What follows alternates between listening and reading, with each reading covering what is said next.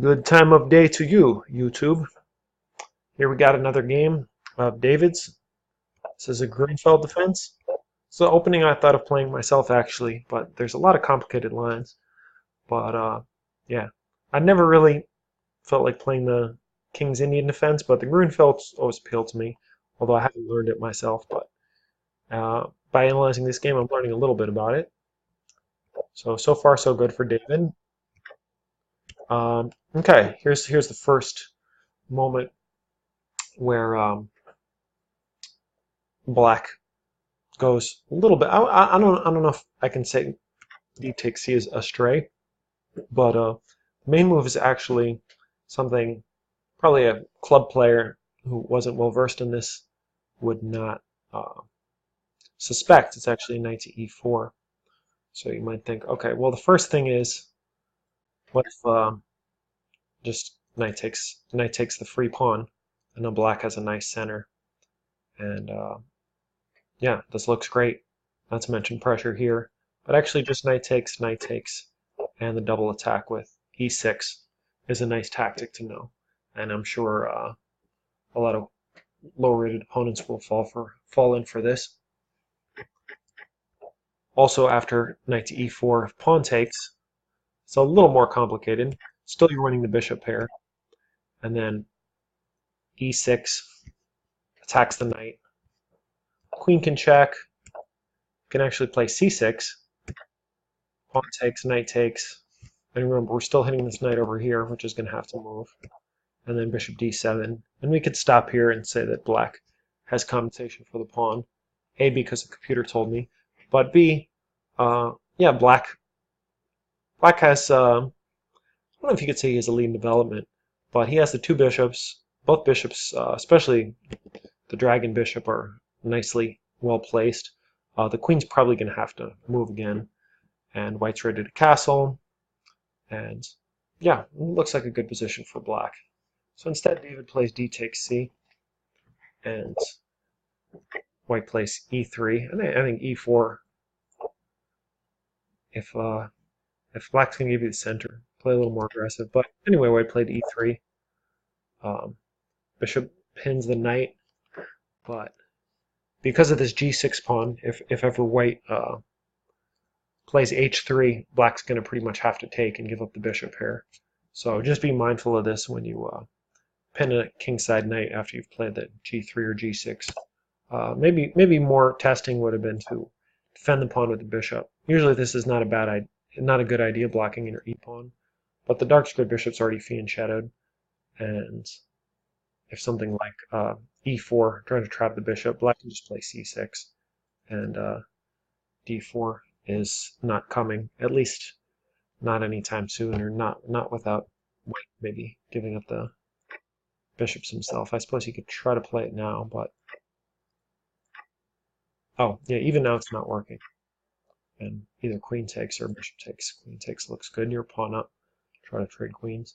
So yeah, I like the Grunfeld, and I'm kind of excited that my student and friend David is playing this opening. So maybe I can learn from watching his games and then eventually play it myself.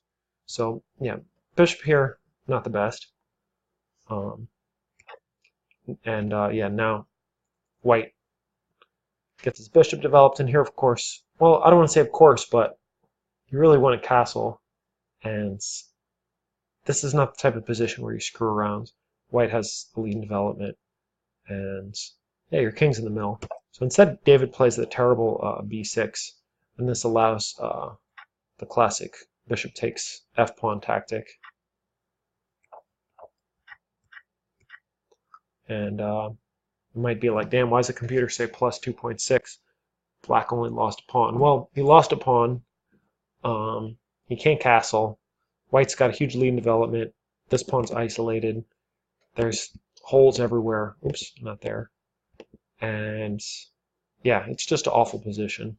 So that's what that's what White should have done. White missed a lot of tactics in this game. So I'm trying to point out things for both players, even though my objective is to help David, because looking for tactics is always good, even if it's tactics for your opponent. I mean, that's how you prevent tactics. That's how you restrain yourself from playing a move like b6. So David played b6. His opponent castled, so his opponent's doing great. Although he did miss a much better move, but still he's better developed. And here David compounds the problem with c5. Here are already white could have won the exchange with getting rid of the defender of the d5 square, and like so. This rook. I mean, this is why you don't do moves like this. You might think, oh, like I have to memorize all these openings. Like, what do I do? How do I remember not to do this? Well, you remember it by analyzing the game and seeing the tactics that happen after. It's not a matter of memorization. It's just Basil, be quiet, girl. She snuck my roommate's cat like snuck out the other night, and now she's like obsessed with going outside. We've opened Pandora's door. Pandora door. Yeah, something doesn't sound right saying door twice, like a bad rap song. Okay, and even better actually, although more subtle, is Queen b3. It's not even going for the exchange, but just going for threats here. And for example, if e6, knight e5. Yeah, engine says +5, which is nuts because black's not even material down, but yeah, this is hit. Well, I guess black will be material down because white's trying to take this, which is not defended since this is pinned. If here, e4, the bishop's lost. Anyway, instead white played h3, and black backed it up. Queen b3. Again, the e4 idea is good, even though it's well, yeah, it's defended. No, it's actually not defended. Actually, it is because this is pinned. So black could take it, but takes. Oh yeah, and rook e1. Pressure here. Basil, I'm going to have to kick you out of the room if you don't stop. Yeah, and again, material is even, but black's position is in tatters. Tatters? That's a word, right? Tatters? Anyway, instead Queen b3 was played. Black castles. White comes in with the knight. And yeah, e3 is a mistake because of this piece-winning maneuver I already showed you. Yeah, this is collapsing. Also, okay, queen can take, but more piece down, and white is smashing. So instead, after e6, bishop takes knight was played.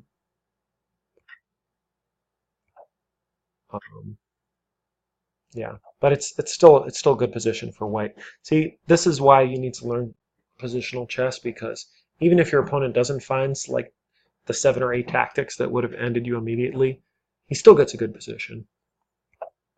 And then G5 again. I guess he was inspired by Leela Zero with these G pawn moves, but this is not what the doctor ordered. You have to develop your pieces.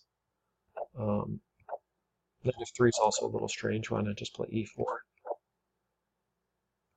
d5 now.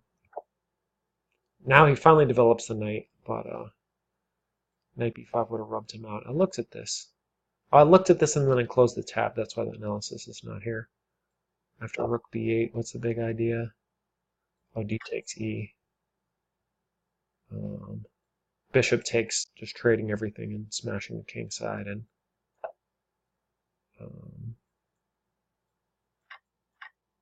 well, at the very least, you're winning the rook over here. So that would be bad. So instead of taking or pushing past, David just develops. But yeah, this is the end. Again, white's not playing the best move almost at all, but yet he's still, just by making normal moves, punishing black for his bad development. So I think uh, it's I think we've learned what we can from this game. Yeah, b6, c5.